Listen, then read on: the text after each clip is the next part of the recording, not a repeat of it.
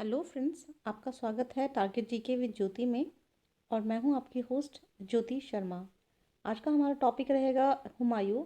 जैसे कि आप जानते हैं, हमारी सीरीज़ चल रही है मुगल साम्राज्य, जिसमें हम बाबर ऑलरेडी पढ़ चुके हैं। और इस वीडियो का लिंक डिस्क्रिप्शन बॉक्स में मिल जाएगा आपको। इसी सीरीज़ में आगे बढ़ते हुए आज हमारा चैप्टर रहेगा हुमायूं। देखिए, हुमायूं का जो शासन काल रहा है वो रहा है 1530 से 1556 का, क्योंकि इससे पहले 1530 तक का काल बाबर का रहा था। तो अब हम इसमें से बहुत शॉर्ट में टॉपिक्स पढ़ेंगे।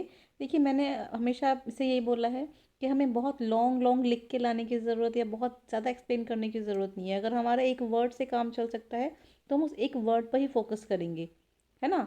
हम मैं पूरी कहानी लिख सकती हूँ उसके ऊपर, लेकिन मुझे लगता है कि एक जो की वर्ड है हमें सिर्फ वो जानना ज़रूरी है, क्योंकि एग्ज़ाम में हमें की वर्ड ही याद रखना है वो। तो स्टार्ट करते हैं। पहला है कि हुमायूं का नाम क्या है। देखिए, हुमायूं जो नाम है उसका सरनेम है। उसका जो प्री नेम है वो है नसीरुद्दीन हुमायूं। ठीक है, नसीरुद्दीन हुमायूं। नसीरुद्दीन याद रखना ज़रूरी है। नसीरुद्दीन हुमायूं। अब नसीरुद्दीन आप किस तरह की, नसीरुद्दीन शाह आप जानते हैं। नसीरुद्दीन शाह एक फिल्म एक्टर है। आप देख लीजिए कि वो हमारी जो फिल्म इंडस्ट्री है उसका एक्टर है। तो हमारी फिल्म इंडस्ट्री में कौन है? नसीरुद्दीन हुमायूं। इस तरह से आपको नाम याद करना है। मेरे वीडियोस का फोकस मैं कोशिश करती हूँ कि आपको ट्रिक से नाम से ही कनेक्ट करके आपको वो वर्ड याद दिला दूँ। ठीक है।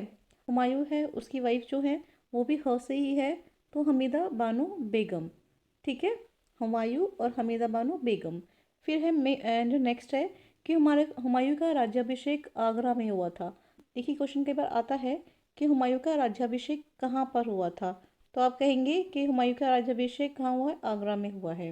फिर है 1530 में गद्दी पर बैठते समय वो कहाँ का शासक था, ठीक है, या फिर कहाँ का सूबेदार था। तो आपका आंसर रहेगा बदखशा। कहाँ का शासक था वो? बदखशा। अब ये बदखशा कहाँ पर है? बदखा बदखशा कहाँ पर है? ये अफगानिस्तान में है। ठीक है, उस टाइम पर ये 1530 में वहाँ का सूबेदार रहा था।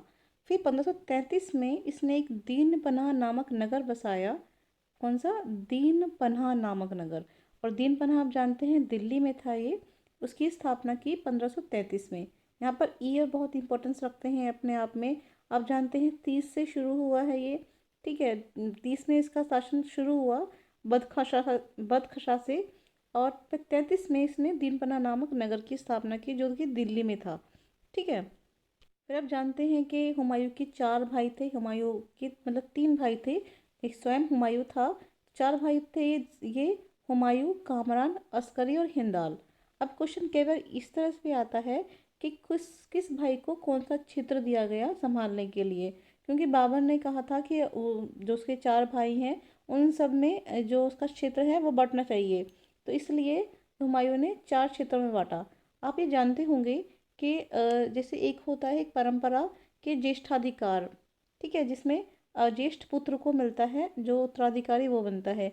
लेकिन मुगल काल की ये परंपरा थी जो कि उन्हें तैमूर शासन व्यवस्था से मिली थी, कि यहाँ पे सबको बराबर बराबर बढ़ता था, चाहे जितने भाई हैं उसमें बराबर बांटने की परंपरा थी। इसमें ज्येष्ठ भाई का कोई ऐसा नहीं था कि उसको ही सारा उत्तराधिकारी बनाया जाएगा। तो दिल्ली और आगरा मिला हुमायूं को। काबुल और कंधार मिला कामरान को। देखिए, कॉस्ट है, कामरान को मिला, कंधार मिला। ठीक है। अस्करी को मिला संभल, अस्करी को संभल। और हिंदाल को मिला अलवर। ठीक है, हिंदाल जो भाई था उसको मिला अलवर, अलवर क्षेत्र। इस तरह से चारों के ये क्षेत्र थे, आपको याद करने हैं। देखिए, दिल्ली और आगरा तो याद रहेगा कि हुमायूं का था, इजी वाले हैं। काबुल कंधार का से है, कामरान को हो गया। अब है आपका हिंदाल। हिंदाल आप जानते हैं, हिंद दाल, दाल और अलवर यानी आलू, इस तरह से कनेक्ट कर लीजिए। और फिर है अस्करी। ठीक है, जैसे सांभर खाते हैं, सांभर सांभल होता है, ऐसे उसकी करी होती है, सांभर करी, अस्करी। ठीक है, नाम को कनेक्ट करना है हमको सिर्फ। ये हमने ट्रिक्स लगाई हैं, आप समझ पा रहे होंगे इस चीज़ को। फिर है नेक्स्ट आपका लाइन में हुमायूं नामा की रचना। हुमायूं नामा एक पुस्तक है जिसकी रचना उसकी जो हुमायूं की बहन है गुलबदन बेगम, उसने की थी। ठीक है, हुमायूं की बहन कौन है? गुलबदन बेगम। और हुमायूं के पिताजी कौन थे? ये आपका क्वेश्चन है, आप बताएंगे कमेंट बॉक्स में। बहुत इजी क्वेश्चन है, लेकिन फिर भी मैं चाहती हूँ कि आप कमेंट करें। हुमायूं के पिता का नाम आप मुझे कमेंट बॉक्स में कमेंट करेंगे। फिर है आपके, हुमायूं ने कौन कौन से युद्ध लड़े। ये बहुत इंपॉर्टेंट टॉपिक आ जाता है अपने आप में। कई बार तो इसको एक अलग टॉपिक के रूप में भी कई लोग कराते हैं, लेकिन मैंने इनको इसी में ऐड किया है। पहला है 1531 में। देखिए 30 में हुमायूं आया था, 31 में ही उसने लड़ा कालिंजर यानी बुंदेलखंड का युद्ध। ठीक है। कालिंजर का शासक उस टाइम कौन था? प्रताप रुद्रदेव। यह सैनिक अभियान असफल रहा। फिर आपका 31 में ही हुआ देवरा का युद्ध, इसे बोलते हैं दोहरिया का युद्ध।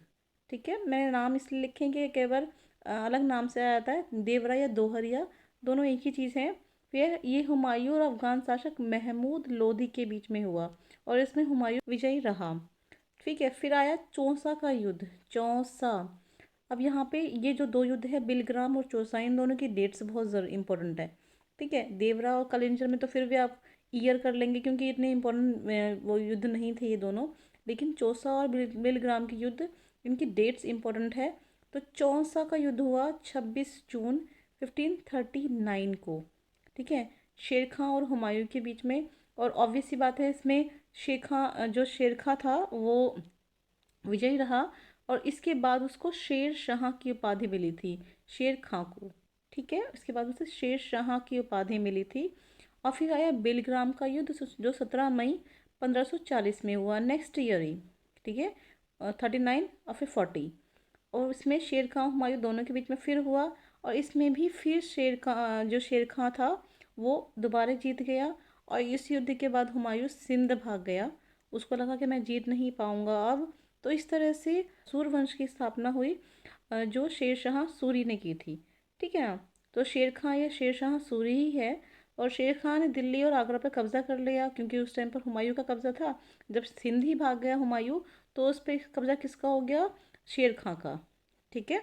फिर आपका नेक्स्ट है सरहिंद का युद्ध। ये बहुत इंपॉर्टेंट है, सरहिंद का युद्ध 22 जून 1555 को अफगान सेनापति सुल्तान सिकंदर सूर और मुगल सेनापति बैरम खां के बीच में हुआ ये। ठीक है। और इसमें मुगल विजयी रहे थे। ठीक है, मुगलों को विजय प्राप्त हुई थी इस युद्ध के बाद। देखिए 3 जो युद्ध हैं ये, चौसा का, बिलग्राम का और सरहिंद का, इनकी डेट्स याद करने में बहुत ज़रूरी है। पहला है हमारा चौसा का युद्ध 26 जून 1539 में। फिर है बिलग्राम का 17 में 1540 में। और फिर सरहिंद का 22 जून 1555 में। देखिए सरहिंद में, देखिए हिंद लिखा है, सरहिंद 2255, सेम सेम है। हम हिंदुस्तान में रहते हैं, यहाँ सबको बराबर मानते हैं, 22 और 55 सब बराबर हैं। ठीक है। फिर आपका है बिलग्राम। देखिए बिलग्राम ऐसा गांव जहाँ बिल बने हुए हैं। ठीक है। बिल में, ग्राम में, बिल में, बिल में, बिल में, बिल में सब घुसे हुए हैं। ठीक है। बिल में 17, यानी 17 मतलब 8, 8 का हाफ, हाफ 4, 40 हो गया आपका। फिर है चौसा। देखो चौसा, जो जूं होती हैं, जूं आप जानते हैं, थोड़ा सा अजीब लगेगा, जूं मतलब जो लाइस होती हैं, वो आपके खून चूसती हैं। ठीक है। खून चूसती हैं जूं। ठीक है। तो जून, चौसा जून। 3940 आपको याद रहेगा, क्योंकि आपने इसका स्टार्टिंग में जो इसका शासन काल था 1530 से 56 में, वो आपको याद कर रखा है। तो 30 से 56 के बीच में जो डेट्स आएंगे आप याद रखेंगे, वो कि वही डेट्स होंगी। और आपको बस कहाँ कन्फ्यूज़न होती है? ज़्यादातर मंथ में कन्फ्यूज़न होती है। ठीक है। ज़्यादातर बच्चे मंथ में कन्फ्यूज़ होते हैं, तो मंथ आपने क्लियर कर लिए। जून में आपने डेट्स यहाँ पे कर लिए हैं, 22 22 बराबर बराबर आ रहा है, 22 55 बराबर आ रहा है आपका। बिलग्राम में आपने बिल में हो गया। जून में चौसा हो गया। इस तरह से आप अपनी कोई ट्रिक भी यूज़ कर सकते हैं। 1556 को दीन पनाह भवन पुस्तकालय, जो तीन पनाह नगर बसाया था उसने, उसके ही लाइब्रेरी से गिरकर, उसकी सीढ़ियों से गिरकर हुमायूं की मृत्यु हो गई। इस तरह से हुमायूं का जो शासन काल था समाप्त हो गया 1556 में। ठीक है। आई होप आपको वीडियो अच्छी लगी होगी और ट्रिक आपको मेरी समझ आई होंगी। नेक्स्ट वीडियो में हम टॉपिक लेंगे अकबर का, जो थोड़ा बड़ा रहेगा, हुमायूं से बड़ा रहने वाला है, क्योंकि उसके कार्यकाल में बहुत सारी एक्टिविटीज़ हुई थी, तो उन सबको हम इंक्लूड करेंगे। तब तक के लिए गुड बाय। और मेरे चैनल को सब्सक्राइब कर लीजिए ताकि आपको नोटिफिकेशन मिलती रहे, और वीडियो को लाइक करना ना भूलें ताकि इस तरह से मेरी हौसला अफजाई होती रहे। Thank you friends.